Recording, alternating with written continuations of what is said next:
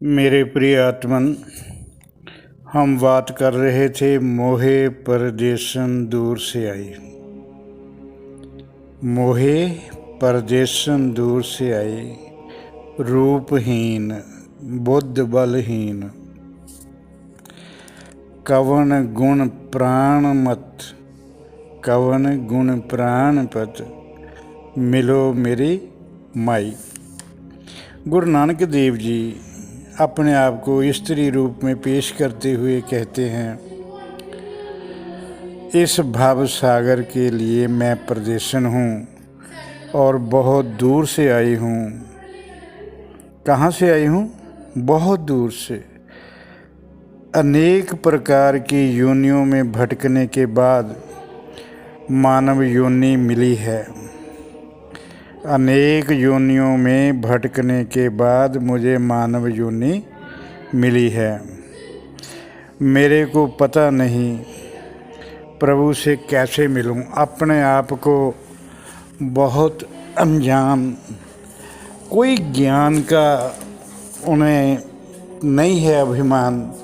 वो कहते हैं मैं बहुत दूर से आई हूँ, मैं बहुत दूर से, बहुत योनियों में भटकने के बाद मुझे मानव योनि मिली है। मेरे को पता नहीं प्रभु को कैसे मिलूं। मेरे को पता नहीं कैसे जप तप करके प्रभु को मिलूं। ना मेरे पास रूप है, ना बुद्धि है, ना बल है। मैं अपने किन गुणों की सहायता से प्रभु को मिलूं, प्रभु पति को मिलूं। हे मेरी माँ, तू मुझे गाइड कर, तू मुझे बता कि मैं किस विधि से परमात्मा, अपने पति परमात्मा को मिलूं। कितनी तड़फ है देखो। फिर कहते हैं ना मेरे पास रूप है, न बुद्धि है, न बल है। मैं अपने किन गुणों की सहायता से प्रभु प्राणपति को मिलूं। हे मेरी माँ, मुझे बता प्रभु से कैसे मिलूं। किससे कहते हैं? अपनी माता से। माता के पास आयु भी ज़्यादा होती है और ज़िंदगी का अनुभव भी ज़्यादा होता है। परमात्मा से मिलने का तरीका कोई अनुभव वाला ही बता सकता है। परमात्मा को मिलने वालों में क्या गुण होने चाहिए, गुरु नानक जी कहते हैं, या गुरु नानक जी से सीखो। परमात्मा को मिलने वाले या परमात्मा का जप करने वालों में क्या क्या गुण होते हैं। विनम्रता की पराकाष्ठा गुरु नानक जी से सीखो। अहंकार शून्य अंतःकरण गुरु नानक जी से सीखो। वो कहते हैं मेरे पास तो कुछ भी नहीं, न रूप है, न बल है, न बुद्धि है। मेरे पास कोई गुण नहीं है जिससे मैं परमात्मा से एक हो सकूं। क्या तन की सुंदरता के साथ प्रभु को खुश किया जा सकता है? क्योंकि ये तो दिया ही प्रभु ने है। क्या बुद्धि के बल पर, शास्त्रों के ज्ञान के बल पर प्रभु के साथ एक हुआ जा सकता है? नहीं, क्योंकि वहाँ पर शास्त्रों के ज्ञान का अहंकार होता है। क्या किसी भी प्रकार के बल से, ताकत से प्रभु को जाना जा सकता है? शारीरिक बल होता है, शारीरिक सुंदरता का मान अभिमान होता है, अहंकार होता है, धन दौलत का बल होता है। इन सब से प्रभु को प्राप्त नहीं किया जा सकता, प्रभु का ज्ञान प्राप्त नहीं हो सकता। उसके लिए विनम्रता चाहिए, समर्पण चाहिए, श्रद्धा चाहिए, अहंकार रहित अंतःकरण चाहिए, दृढ़ संकल्प चाहिए। अगर हमारा संकल्प दृढ़ नहीं, बाकी सब कुछ पास हो, तो भी हम अपने लक्ष्य को प्राप्त नहीं कर सकते। अगर ये सब है, क्या विनम्रता, समर्पण, श्रद्धा, अहंकार रहित मन, दृढ़ संकल्प, फिर भी ब्रह्म ज्ञानी गुरु चाहिए। ब्रह्म ज्ञानी गुरु के बिना बात नहीं बनती। ना है ना द्रव, द्रव मतलब धन दौलत पैसा, ना है ना द्रव,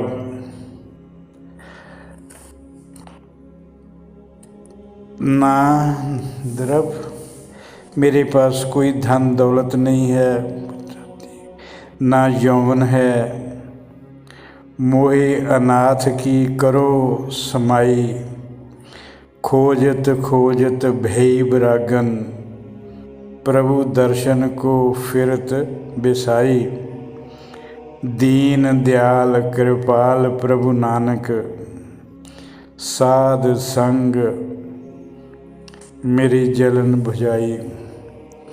ना मेरे पास धन है, ना यौवन है, मैं अनाथ हूँ। विनम्रता देखिए। हे प्रभु, मुझे अपने आप में समा लीजिए। कामना देखिए, एक ही कामना है, कुछ नहीं मांगा। कहते हैं मुझे अपने आप में समा लीजिए। प्रभु, मैं आपको खोजते खोजते वैरागन हो गई हूँ। प्रभु को खोजते खोजते वैरागन, वैरागन वो होता है जिसका मोह संसार से टूट गया होता है, संसार के प्रति मोह जिसका खत्म हो गया होता है, उसको वैरागन कहते हैं। मैं आपके दर्शनों की प्यासी हूँ, नानक कहते हैं। हे प्रभु, तुम दीन दयाल हो। आप तो साध संगत ही, अब तो साधुओं की संगत ही मुझे इस विरह की अग्नि से छुटकारा दिला सकते हैं, विरह की अग्नि से मुक्ति दिला सकते हैं। कौन? साधुओं की संगत। आपको इनकी हर एक एक बात पर बहुत ध्यानपूर्वक सोचना चाहिए। मोहे परदेसन दूर से आई। पहले तो हमें ये ज्ञान होना चाहिए कि मानव जीवन अनमोल है। बहुत योनियों में भटकने के बाद मानव योनि मिलती है। फिर मानव योनि के महत्व का ज्ञान होना बहुत ज़रूरी है। मानव योनि के अलावा किसी भी योनि में प्रभु को मिलने की प्यास नहीं होती, प्रभु के मिलने का ज्ञान नहीं होता, प्रभु के मिलने का मन में तड़फ नहीं होती। मन में प्रभु को मिलने की तड़फ इंसान योनि के अलावा और किसी योनि में नहीं होती। और प्रभु को मिलने का तरीका बताने वाले संत केवल मानव योनि में ही मिल सकते हैं। इसलिए मानव योनि अनमोल है। मानव योनि को परमात्मा से एक करने के लिए प्रभु ने संतों का प्रबंध किया है। प्रभु के दर्शनों की किसको ज़रूरत होती है? सभी के मन में तो प्रभु के दर्शनों या संतों के दर्शनों की प्यास उठती नहीं। इसके लिए श्रद्धा चाहिए, संकल्प चाहिए, समर्पण चाहिए और मन में तड़फ और प्यास चाहिए, अहंकार शून्य मन चाहिए। संतों के संग के लिए और प्रभु के दर्शनों की प्यास को बढ़ाने के लिए साधक के मन में दृढ़ संकल्प चाहिए, श्रद्धा चाहिए, समर्पण चाहिए, वैराग चाहिए, प्रभु से एक होने की तड़फ चाहिए और अहंकार शून्य अंतःकरण चाहिए। मानव को अपने ज्ञान पर अहंकार होता है, अपने रूप, अपनी बुद्धि पर, अपनी ताकत पर अहंकार होता है। क्या सब प्रभु प्राप्ति के लिए जरूरी? नहीं, बिल्कुल नहीं। इसके लिए शरीर की सुंदरता की भी जरूरत नहीं, शारीरिक बल की भी जरूरत नहीं, धन दौलत की जरूरत नहीं, किसी चीज़ की जरूरत नहीं। केवल जरूरत है दृढ़ संकल्प की, मन में प्रभु प्रेम की तड़फ और प्यास, प्रभु के प्रेम व श्रद्धा, प्रभु के आगे निस्वार्थ भाव में समर्पण, प्रभु के आगे निस्वार्थ भाव से समर्पण, प्रभु मिलन की तड़फ में साधक वैरागी बन जाए। प्रभु की मिलने की इतनी तड़फ होनी चाहिए कि साधक वैरागी बन जाए, उसके मन में संसार के प्रति वैराग हो जाए, वो संसार की सुख सुविधाओं को भूल जाए, केवल प्रभु को याद रखे, बाकी सब कुछ भूल जाए। क्या ये संभव है? आपने तो संसार भर की कामनाओं से मन को भर रखा है। प्रभु के सामने आपने प्रभु को नौकर के समान समझ रखा है। प्रभु पैसे लेकर, दान लेकर आपका काम कर सकते हैं, जी आपके मन में वहम है। इसी वहम के कारण आप परमात्मा के आगे झुककर, माथा टेक कर उससे कई कुछ मांगते हैं, बदले में उसको रिश्वत देने की या कुछ चढ़ावा देने की ऑफ़र करते हैं।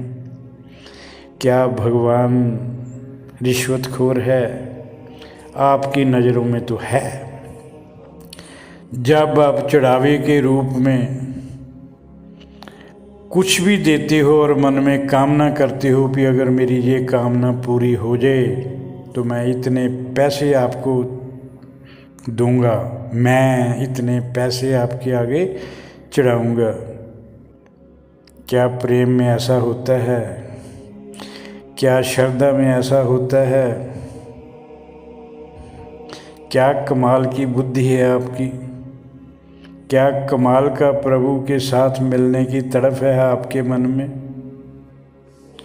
आपने प्रभु को भिखारी समझ रखा है।